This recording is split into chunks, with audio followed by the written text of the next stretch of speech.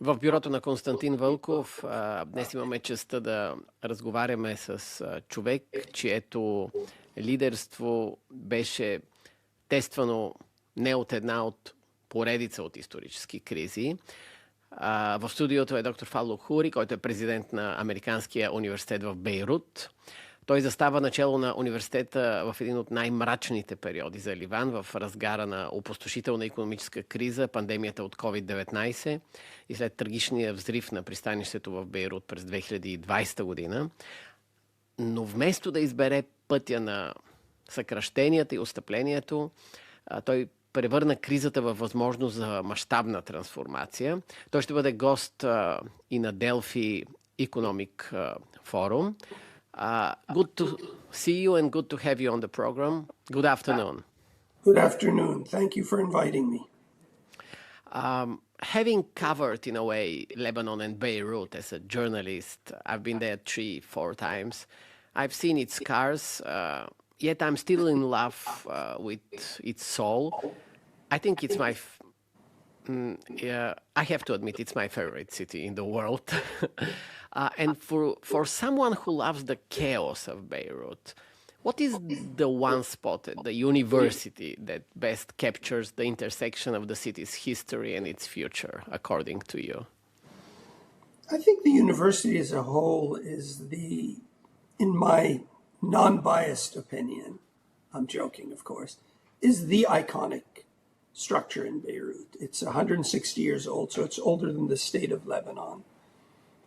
It has 5 or 6 unique aspects. It has a green field that's been, other than the City Sportif, the only really fully grassy soccer or sports field, track and field. But it has I think, a main gate, a college hall, which was blown up in 1991, 13 months after the end of the Civil War, and no one has ever claimed credit or accepted blame for that. But and it has its, of course, famous main gate and its chapel, which we now call Assembly Hall, among other things.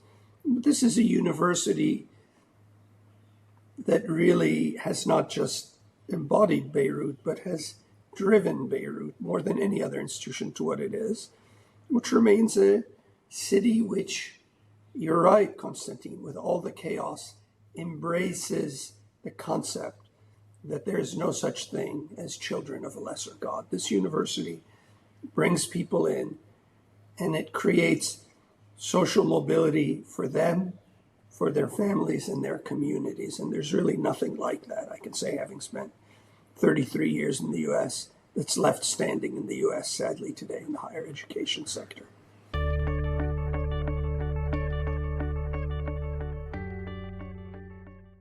Любим модел на поколение от 1972 до днес. Произведен в Япония, новият Honda Civic, пълен хибрид с 184 конски сили е тук. С топ оборудване, безопасност от Honda Sensing, върхова хибридна ефективност и изключително пътно поведение.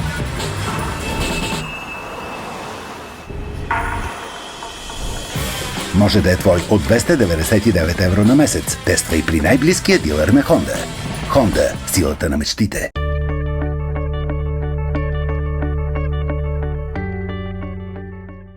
I'm in the university business, if I can say, as well for a year now, teaching at New Bulgarian University. So I understand what you mean.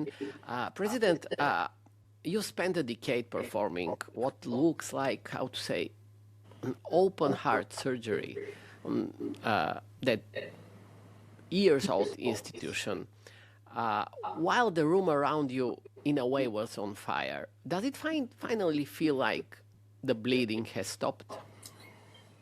Hard to say it stopped this morning as the Israelis announced that the ceasefire does not involve Lebanon. Yeah, it does not include Lebanon. And they continued their war on Lebanon and on Hezbollah in the south. And they just warned the residents of the southern district of Beirut, of the Tahi, less than 30 minutes ago, they're going to continue to attack. So I wouldn't say the bleeding has stopped, but I think even in the worst of the bleeding, we were always strategizing how do we make this institution more sustainable, more relevant, more open, more embracing, more valuable, not just for Lebanon, but for the people of the region and the world. So I think throughout managing these multiple crises, this cascading set of crises which don't seem to stop, they seem to abate for a while. I think we and I have always kept our eye on the prize of making AUB more valuable, more sustainable, more relevant for a 21st century where the very value of higher education is now on the table. You know, there's the infamous expression of, if you're not seated at the table, you're what's being served for dinner. Mm-hmm. It has always been my intention that AUB not be served for dinner, but be at the table. And I believe we are at the table and have been for some time. You are a cancer researcher by trade, if I can say that. When the series of collapses hit, followed by the port explosion, obviously, did you view the crisis as a localized tumor to be removed or a systemic problem that you simply had to learn how to manage? So I'm a medical oncologist, as you point out, by training, as well as a cancer researcher. And the medical oncologists don't get the surgical cases, Constantine. They go to the surgeons. Lebanon has a systemic problem. That problem is sectarianism. Let's call it for what it is. And this sectarianism is pervasive and more pronounced in the 21st century, which started with the first big incident was September 11th, 2001, which is a drama that the U.S. has never healed, never resolved, never dealt with. But if anything, it strengthened divisiveness in America and across the world. So Lebanon is a country that mistakenly took the strategy of our strength is our weakness, but didn't take it all the way Costa Rica did, where they said, you know what, we're not going to have an army.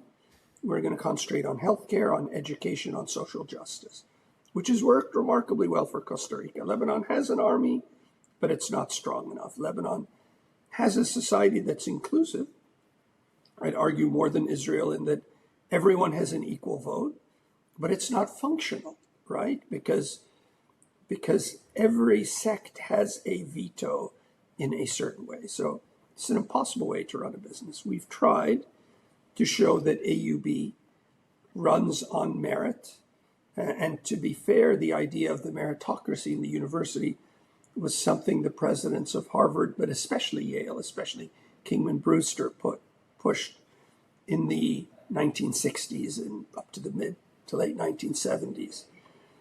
We've tried to reestablish that meritocracy now that, in my opinion, sadly, the American universities have taken themselves post-meritocracy and started to adopt a system of one of these and one of those, which is failing and is now under assault. So I think for us, as an oncologist, for me, the idea is to be transparent, to address the fundamental problems, to admit failure, because as a medical oncologist and as a cancer researcher, you fail a lot, but make every one of those failures a valuable learning experience. And that's what it's been. We've tried to be transparent. We've succeeded sometimes, failed others. I'm not just talking about me, but more importantly, the university.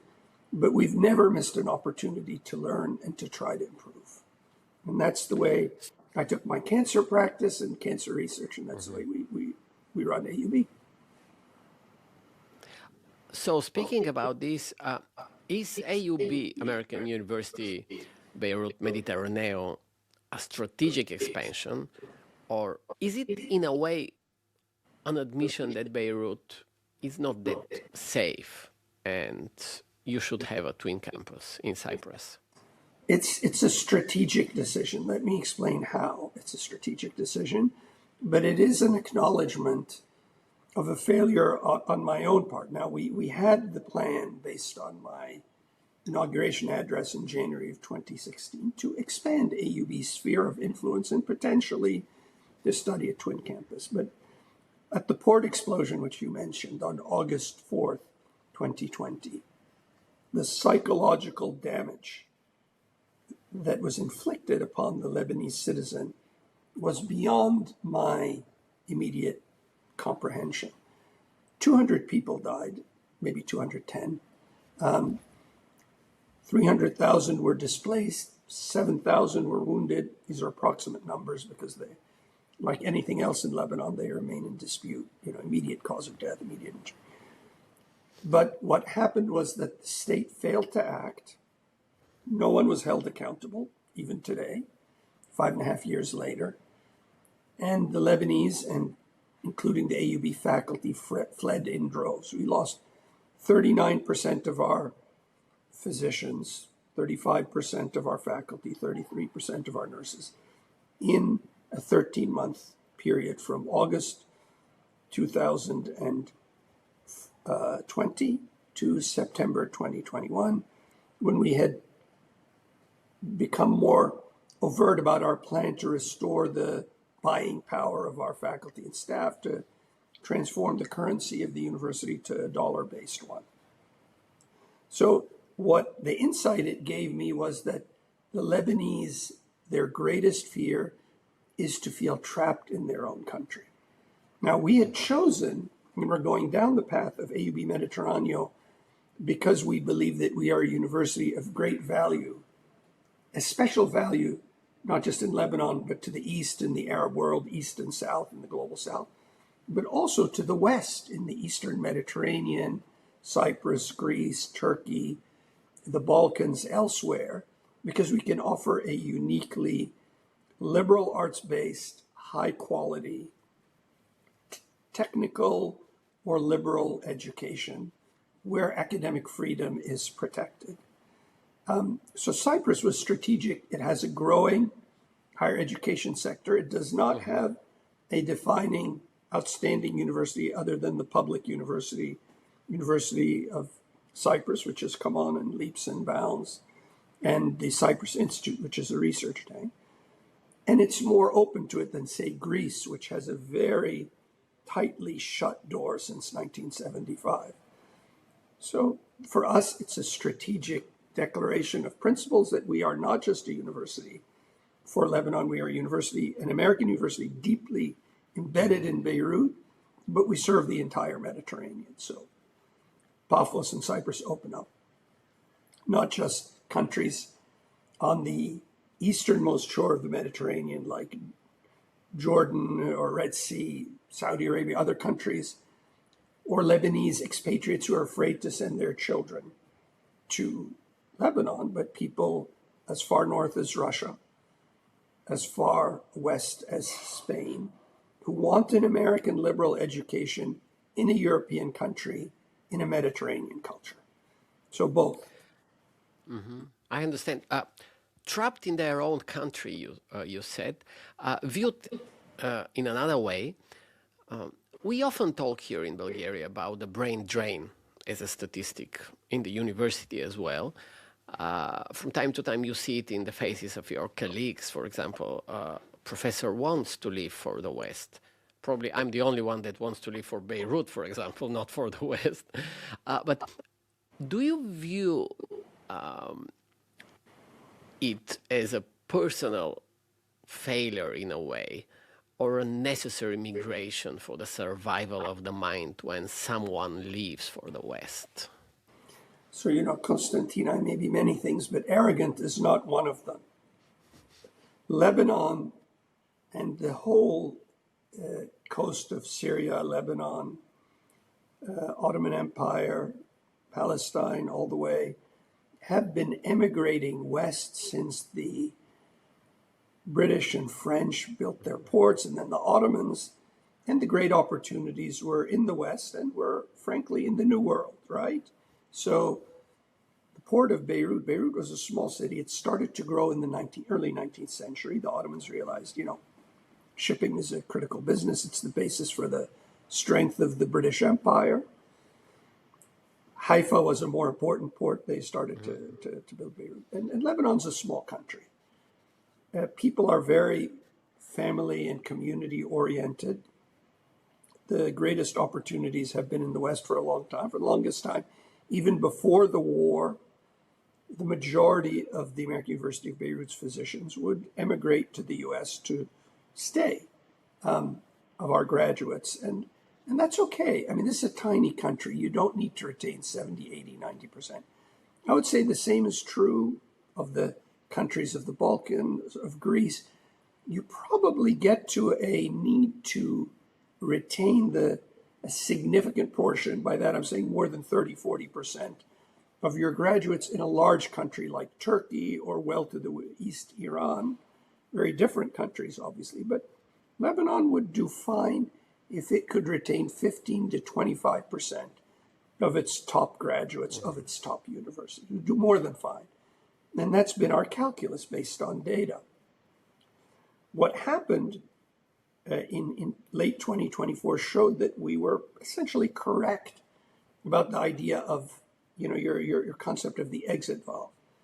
Cyprus was very gracious with the Lebanese who needed to leave and spend time, including our faculty, not necessarily people we needed to teach at AUB Mediterraneo. And that resulted in, rather than 39% of our faculty leaving, 3 faculty members left, which is nothing really, frankly, considering it's a war. So that exit valve strategy is very important, and need to estimate what percentage of your graduates are needed in a population is important.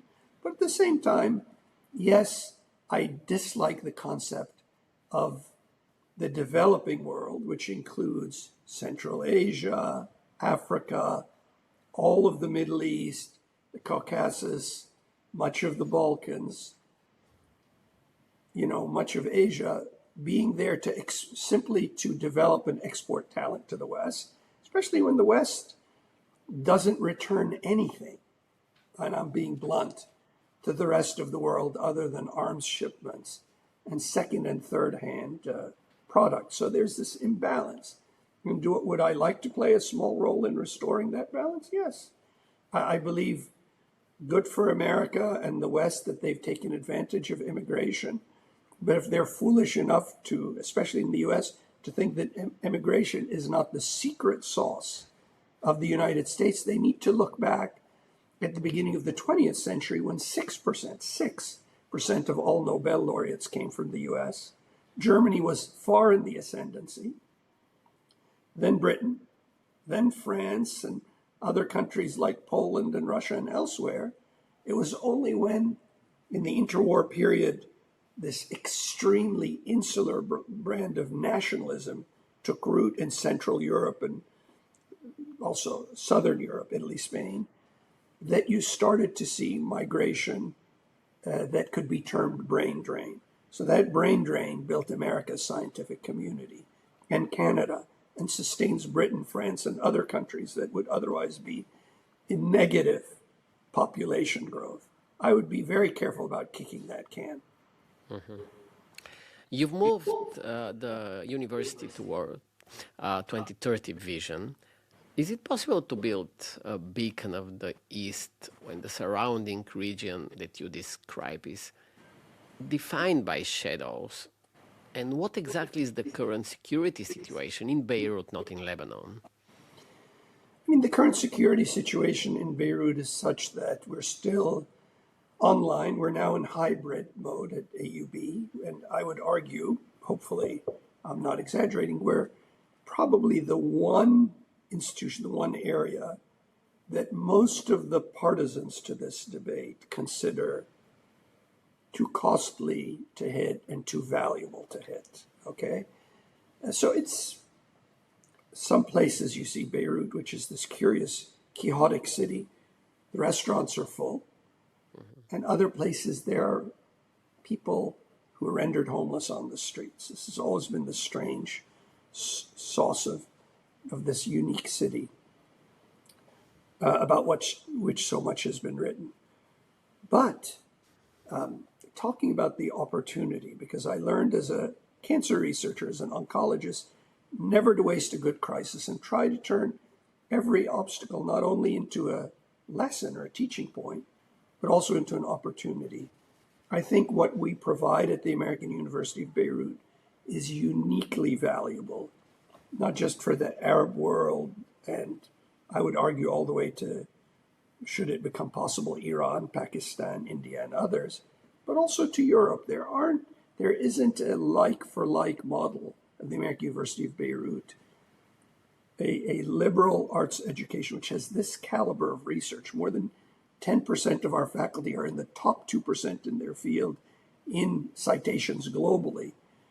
There's nothing like us as an American university in the rest of Europe. So I do think there is an opportunity to use your phrase, to have an institution be a beacon of light. I don't think that's too arrogant, where people with opposing political views and hardly held views and passionate views can argue and debate nonviolently on this campus and learn not to fear the other and learn to gradually respect and appreciate the other while they engage in the pursuit of excellence. And I think that should be the model of the future university, as opposed to what my brethren and sisters in the United States are now adopting, which is, look how proud we are of the number of students we rejected who are perfectly qualified to attend. I think that's a shameful model for the modern university. So at the end of the day, when the office is quiet, are you still a physician, oncologist, medical researcher who happens to run a university, or has the presidency finally eclipsed the doctor? Well, I mean, I like to think of myself as a professional, Constantine. At the point when I came here, my ability, my bandwidth in this very public role to practice patient care or research is limited. I still read. I edited a journal until 5 years ago, a major cancer journal. I tried to engage in research to publish a scientific article once a year. I think my clinical skills have not atrophied, but they need some firming up. But I do have the mindset of a physician and a scientist. And that part I don't think will be erased by the responsibility of being president of this unique institution. Mr. President, thank you for the interview and hope to see you soon in Delphi. Thank you, Constantine. I genuinely hope to be there. Take care and be well. Thank you.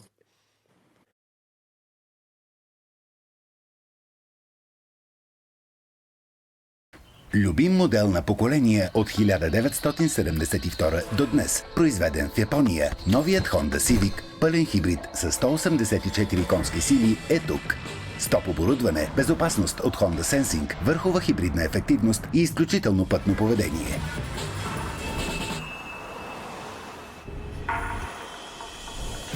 Може да е твой от 299 евро на месец. Тествай при най-близкия дилър на Honda.